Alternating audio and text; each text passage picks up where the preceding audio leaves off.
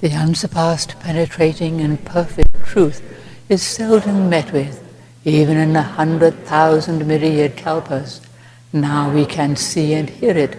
We can remember and accept it. I vow to make the Buddha's truth one with myself. Homage to the Buddha, homage to the Dharma, homage to the Sangha.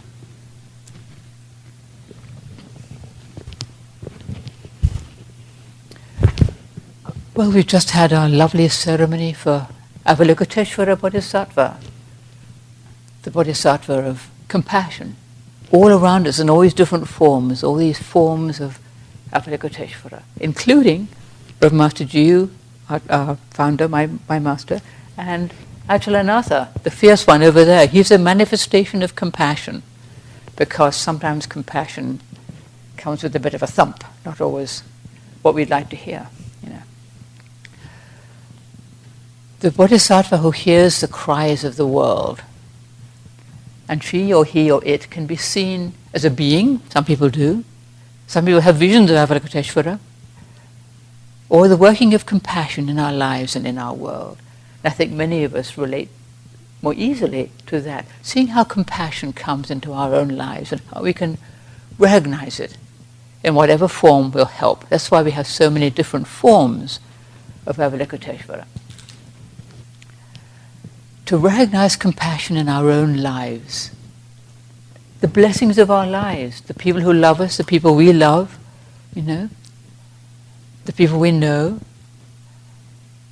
that we have enough to eat and enough clothes to wear, a roof over our heads. Not everybody has these things, as we know, or the things we make use of every day. And when we may not have all these things, if our roof over our head is burned up in a fire or flooded or something happens, or there's an earthquake, the gratitude we feel when they may come our way again, and we never take them for granted again. All the things that we have that we may take for granted, maybe we can look at them anew and say, well, I'm really fortunate that I have these things. The kindness of other people, both the people we know and love and people we don't know at all, complete strangers who just give us a kind word when they're having a hard day. It really makes a difference, as we know. The incredible compassion of people who save others from death or disaster.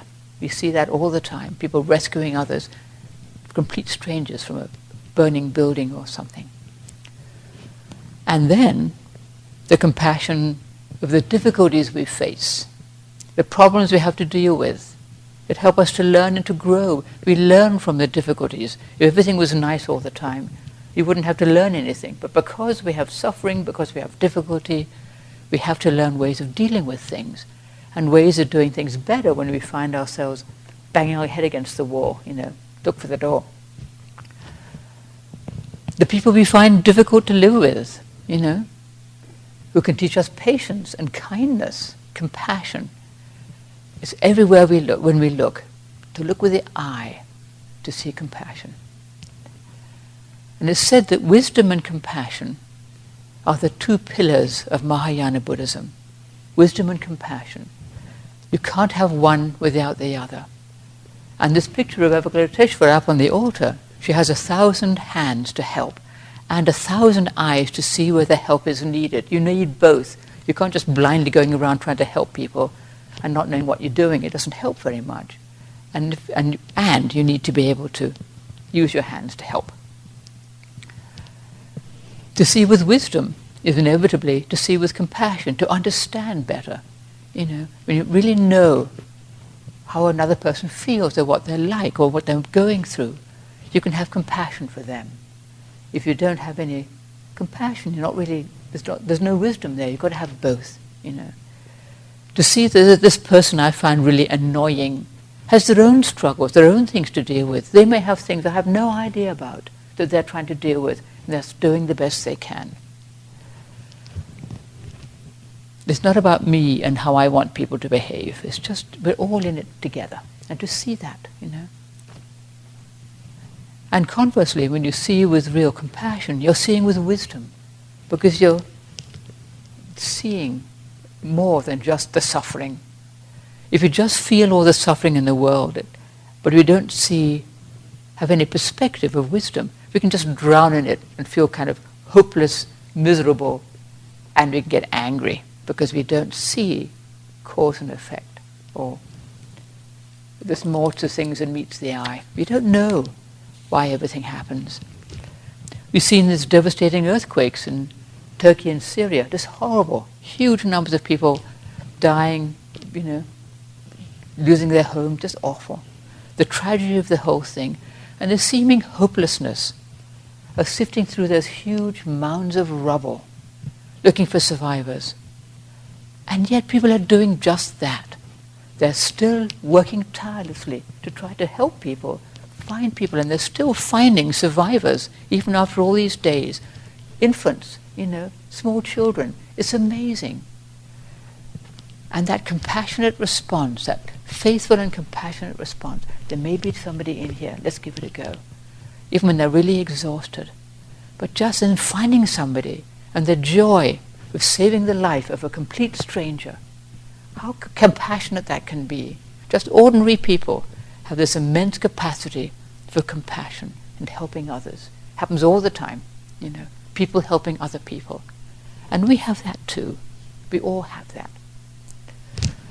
And then you get the backlash of anger and blame, probably justified because buildings weren't built properly, people didn't do what they might have done, or nobody expected such huge earthquakes. But this is often what seems to happen. You have this great outpouring of compassion and help. And then there's anger. Why did this happen? Who can we blame?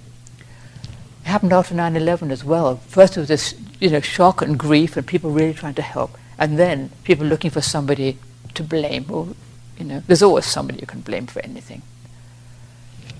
It's said that anger is compassion that's got stuck. So they are related. If you feel this overwhelming grief about something, you can get angry. Why did this happen? Because we don't see clearly. We don't have that wisdom, We don't know how to deal with the grief and suffering, especially on a huge scale. We feel helpless and we get mad. And in our own lives it can be the same. When we've had trauma or grief or loss, we can get upset and, angry. Why is this happening to me? Why does this person I love have to die? Well, everybody dies. Things do happen, And this is where we need wisdom and acceptance. Not just the compassion, but wisdom as well. They go together. Acceptance. Things happen. Painful things happen. We can't prevent it. And that's just the way it is. We can help, we can do our best, we can try to forestall things, we can build our buildings better. And yet, things happen, they have happened. And really, when it comes down to it, there's nobody to blame when you think about it. How we respond to things is up to us. Inevitably we grieve when we lose somebody or something terrible happens to us. It's normal and it's human. But to see more clearly with wisdom helps us to practice compassion. You've got to have both to see more clearly. There are reasons why bad things happen. There are causes for everything. No one can prevent a huge earthquake from happening. It's just the earth doing what the earth does. And the extent of the damage could be lessened if people built buildings better, Human greed and folly and ignorance. We're all like that. We all have our folly and greed and ignorance and blindnesses. We're not so different, True compassion doesn't judge. We can learn from the mistakes of other people, whether it's on a large scale or on our own little lives. We can learn, that's not a good thing to do. Look what happened to that person. Or for our own mistakes. I did something really dumb, or I keep seeming to make the same mistake again. Maybe I could change and do it differently, We don't have to get angry and righteous about things that happen. And we don't have to condone harmful and selfish actions either. We don't have to judge at all, actually. We don't have to judge. We can think, I have to have an opinion about this. But we don't. We can just try to see with an eye of compassion that accepts everything. In real compassion, there's no room for judgment. It just doesn't apply, True compassion means acceptance. Accepting things that happen. Accepting the mistakes of others and of ourselves. accepting other people's shortcomings, our own shortcomings, to allow everything in, as it were, to embrace everything that happens, whether we like it or not. This has happened. Now what do we do? How do we help? We're not just getting angry and blaming, but how can we help? What can we do? Accepting other people as they are is not always easy, as we know. We want to fix another person often. We'd like to make them better, easier to live with, more like us, or more like the way we'd like them to be. We might try to persuade them or argue with them or try to control them, and it never worked. You can't fix another person. You might be able to help people a little bit. Sometimes you can give people a little advice. But people aren't always the way we'd like them to be. Rarely are the way we'd really like them to be. We cannot fix another person, no matter how hard we try. But maybe we can learn to accept them as they are. If we're their parent, well, we need to teach them. But we can't fix them, and we can't keep them completely safe. We have to just let them go out into the world and live their life. And be grateful that they're in our life, Even someone who's hard to get along with can help us to learn patience and kindness. We can be grateful for that. Not always easy, but we can. It might be harder to be that person who's hard to get along with than to be us trying to live with them. If you think about it, if somebody is really, really difficult, they may not be a completely happy person. They may have all kinds of suffering, but we may not know. Why is this person so difficult? Then we find there's some huge suffering in their life. And we think, oh, okay, maybe I'll give them a break. Most of us have attributes or habits that other people may not like. None of us is saintly. None of us is perfect. No matter how hard we try, and we might as well not keep trying to be perfect. If we can try to let go of our judgments and our criticisms of other people and trust that they're actually doing the best they can with what they've got. And we don't know what that's like. We don't know what it's like to be them. No matter who they are, no matter how close they are, we can never know what it's like to be that person. So maybe we can give them a bit of a break and find compassion, And having compassion for another person isn't looking down on them. It's knowing that they're actually not so different from us. We're feeling with them, not looking down on them. Knowing that we all have our shortcomings. And we all have that capacity for compassion and wisdom within us, whether we know it or not, or whether we see it or not. Everybody has wisdom and compassion, because it's not actually ours, it comes through us. And sometimes compassion arises, like those people cleaning up rubble in huge piles, or saving somebody from a burning car or something. Just arises spontaneously. They just do it and don't even think about it. And people say, oh, what a hero you are. I just did what I needed to do. There's nothing heroic about it, and it is, but they know that that was just something that came up with us, spontaneously arose to do.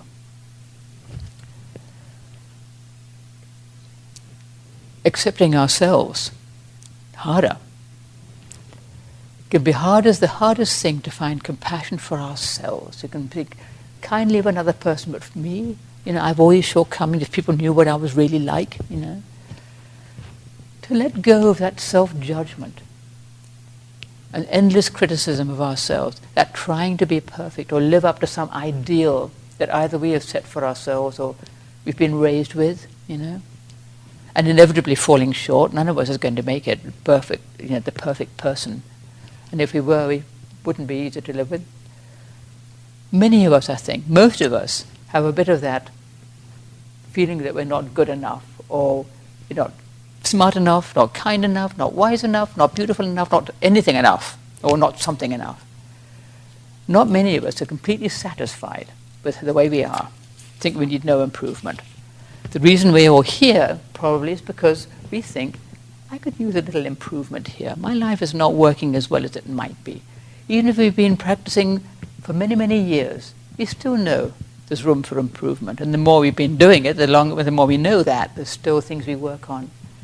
And if we can do it without a lot of criticism and judgment, but with kindness, it really, really helps. When you first come to the Dharma, you might feel there's something missing. We want to find a way to deal with our suffering, our anger, our despair, our fear, or whatever it might be.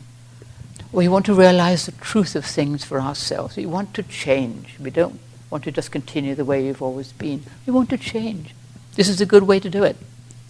And this is the working of compassion, that we actually are here and practicing the Dharma. This is the practice of compassion, just that, to help ourselves to live in a better way. To sit still, to meditate, learning to meditate and practicing it on a regular basis. As those of us who've been doing it for many years or have just started, it's life-changing to have a practice of meditation that helps us to sit still amidst the conditions of our lives. When we're sitting in formal meditation, to let the thoughts and feelings and memories and opinions and views and all that, let them just come and go, in the front door and out the back. Not to get pulled off by them, not to get snagged by them. Really hard to do. We're always getting snagged by them, some of us. It's not so easy. It takes a lot of practice. But if we keep on working at it, that's compassion. Doing our best to be aware and still and see things as they come up. And then let them come and let them go, and not try to hold on to them, not try to block them off, and not judge them. Just let them come through. But not to take them too desperately seriously, And to do this is practicing compassion for ourselves and for other beings, because we become nicer when we meditate. Then in our daily life, to do our best to be still in the midst of conditions. When we're really busy and everything's happening at once, you know what that's like. Or somebody says something we don't like, or we don't agree with them, or they rub us up the wrong way, or they're upset, or we're upset. To pause a moment before we say something or do something. Just take a breath before we say something you might regret. That little breath is compassion. Just a little tiny breath, a little moment is a moment of compassion, where we're stopping and just, what do I need to do here? Do I have to say this thing? Maybe not. Maybe I'll restrain myself. Maybe I won't do it. The wonderful thing of restraint, People don't notice it. They don't know we're not saying the thing. Excuse me. But they don't notice it. We're holding back something. But then we're not creating suffering. We're not creating karma. We're not creating a problem. We're just taking a little breath and waiting before we speak or do something. Even if we're upset or indignant or feeling righteously angry, but anger is never really righteous, it's never really justified. It just creates suffering no matter what may be happening. It's understandable, we may feel it, but we don't have to give voice to it. Keeping to the precepts, but show us the way to stop creating suffering for ourselves and for other beings. To stop creating karma, not harming other beings or ourselves, not getting angry, not speaking against other people, not taking things we shouldn't take, and all those things. All of the precepts are ways of practicing restraint, kindness, and not creating harm. It's the conduct of Buddhas, as they say. When we break the precepts, we inevitably suffer. When we keep to the precepts, we suffer a lot less. Things happen, but we're not creating a lot more. We might feel that we're not very compassionate. We don't have a compassionate heart. Other people can be compassionate. Look at that lovely compassionate person over there. It's like they were born with compassion wrapped around them, Well, actually, we work at it, We can practice compassion. We can practice kindness. If we think, compassion is it's a bit big, it's like a big word. But kindness, anyone can be kind. Any of us can be kind. We don't have to be smart to be kind. We don't have to feel kind to be kind. We can practice kindness. Taking that little breath before we say something we might regret. In all different ways, whether big ways or little ways, we can practice kindness, and we can make a difference to ourselves and to other beings. Just a little kind word to a complete stranger, or a smile to somebody, it can make a difference when somebody's having a hard day. You know what that's like. You know, you're having a dismal day, and somebody just says something kind to you, and think, oh, that's nice, thank you. And you feel a little better, you know. We don't have to go around looking for people to be kind to or to smile at. It would be a bit funny. But when it comes our way and it's natural, just practice kindness, you know. Somebody needs a hand with something. Let's give it. Sometimes people hold back because they don't, you know, you're afraid of putting yourself out there. This person might think I'm weird if I help them with this thing. But actually, usually people are grateful when you just offer kindness, if you're not insisting, you know. Greeting a homeless person with respect and kindness, and not just looking the other way and pretending we don't see them. It's so hard to have no home, you know, and it's so hard to be ignored by the world because people feel bad that actually, this is what it is, we feel bad about homeless people. There's compassion there, but it's got stuck. So we pretend we don't see them. We don't want to look, we don't want to know. But actually, we can open our heart to people who have less than we do. Practice kindness and respect, because we could be in that position. It could be us, you know. And the more we practice kindness, the more we are cultivating that heart of compassion. We're growing that heart of compassion, allowing it to strengthen. We can offer merit to other beings, whether we know them or not. We can offer merit to somebody who's ill or having a hard time whom we know. Or just because we love them and wish them well, they may be fine, but we just offer merit. People sometimes think they don't understand about offering merit. It seems like a funny woo-woo thing, but actually it really works. People who have been ill, seriously ill, and other people are offering merit for them, they feel it. They feel it. Sometimes they get better, quicker. Sometimes they don't. Sometimes they die. But they can feel that offering of merit and kindness that people are wishing for them. You know. And when there's a huge tragedy, such as these earthquakes we've been talking about, we may be able to help in practical ways, but we can always offer merit for them, for those beings. To think of the people involved and to sincerely wish them well, to deeply wish them well, to wish for the best. The people who are affected, the people who are trying to help, you know, whether it's earthquakes or fire or flood or, you know, people ill, people dying. There's so many forms of suffering in our world. And we can offer merit. And that's a way of not drowning in suffering, of not sort of thinking, oh God, everything's so awful, there's nothing we can do. We can do something. We can offer merit. We can offer help where we can.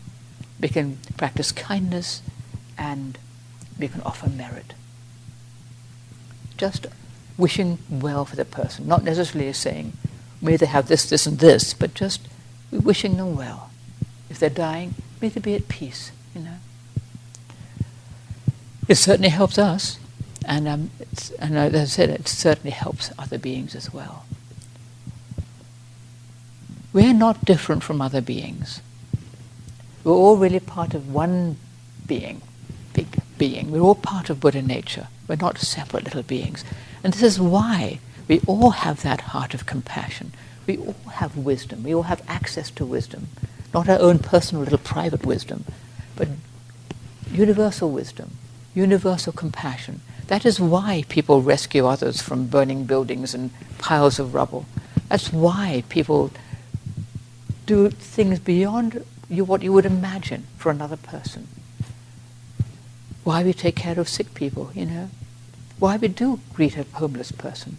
Because we know that they're just like us. And if we think we're separate, we're suffering. Because thinking we're separate from everybody else, or we're not good enough, or they're not good enough, or that somehow we're not like them, is a suffering. But to know that we're all actually very much alike, but all really part of this one being, and to trust that, whether we know it for ourselves or not, to act in that way, to live as though we knew that we're all part of one being. This is compassion, and it's wisdom, because it's the same thing. To trust that and to cultivate that heart of compassion, to do our very best to sit still, to keep to the precepts, to let go of our judgment and criticism of others and of ourselves, to practice acceptance, to practice kindness to others, kindness to ourselves also. And these are some of the ways that we can nourish that heart of compassion. And that's Avalokiteshvara's teaching for us today.